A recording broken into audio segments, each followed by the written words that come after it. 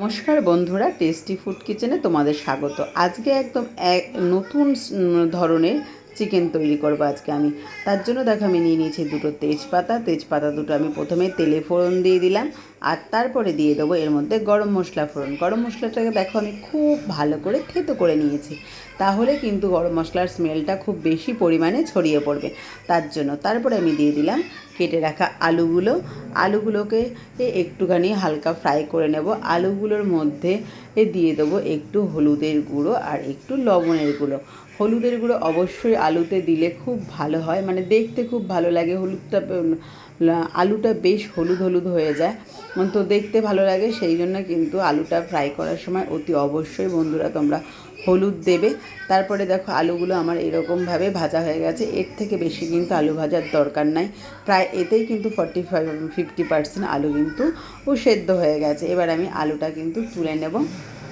তারপরে আমি এর মধ্যে দিয়ে দেব কুচি করে রাখা পেঁয়াজ। মিডিয়াম সাইজের 3টে পেঁয়াজ আমি কুচি করে রেখেছি। আমার কিন্তু মাংসের পরিমাণটা হলো 1.5 কেজি, তার জন্য আমি মিডিয়াম সাইজ 3টে পেঁয়াজ দিয়েছি। খুব বেশি কিন্তু আমি রিচ করব না মাংসটা, তার জন্য পেঁয়াজও বেশি দিইনি। আর পেঁয়াজটাকে খুব বেশি ভাজবো না, একদম পুরানো লাল, মানে ওই বেরেস্তার মতোও না, আবার একদম কিন্তু শক্তও না, বেশ এরকম লাল ধরনের পেঁয়াজ আজ আমি ভাজবো। তারপরে আমি দিয়ে দিলাম এর মধ্যে রসুন, আদা, কাঁচা লঙ্কা আর টমেটো পেস্ট।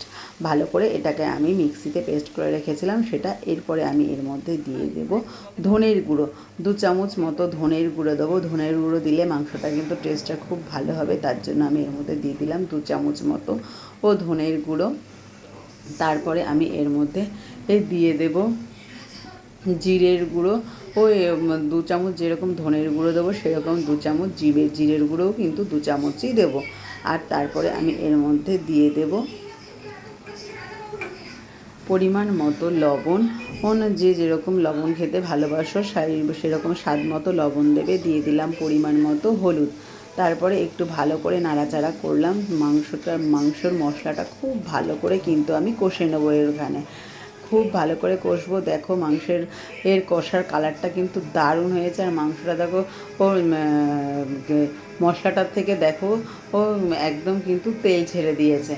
তো এবার আমি এর মধ্যে দিয়ে দেবো পরিমাণ মতো জলটা দেবো, কিন্তু পরিমাণ মতো বলতে একটু বেশি জল দিতে হবে, কারণ মাংসটা কিন্তু আমি এখনও কষাইনি।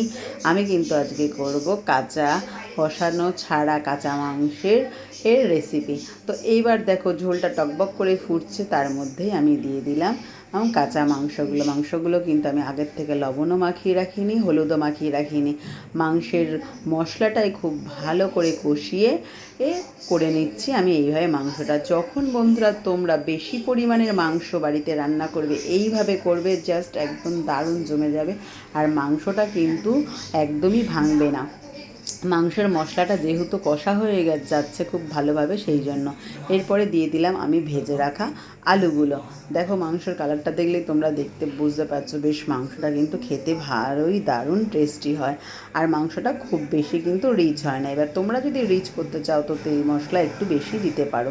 এবার উপর থেকে দিয়ে দিলাম 8-10টা কাঁচা লঙ্কা গোটা, ওটাকে চিড়ে দেবো না, গোটাই দেওয়া থাকবে। তারপরে এবার আমি একটু চাপা দিয়ে রাখলাম।